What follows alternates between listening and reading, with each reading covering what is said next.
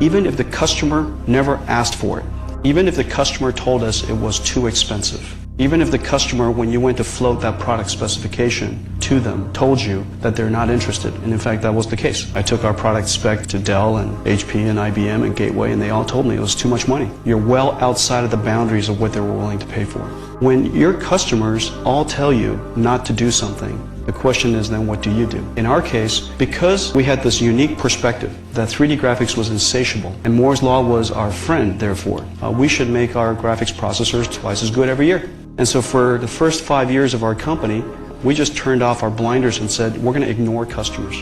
Now, which one of you guys are going to go through your marketing courses and the lesson that it teaches you is ignore your customers? Well, sometimes you have to ignore your customers. And the reason for that is because they don't know the nature of your business. And while the industry is being created, before there's common sense about the rules of that business, there is no way they can possibly know. I took the last few $1 million of the company's money and built a chip that is way, way, way too big. And our customers told us we were way out of bounds on cost, and they weren't going to buy any. Until the day we showed up with the processor, we were in allocation throughout the entire life of that project, until our next generation product, which was twice its price, cannibalized the previous one. And so we grew and grew and grew for several years.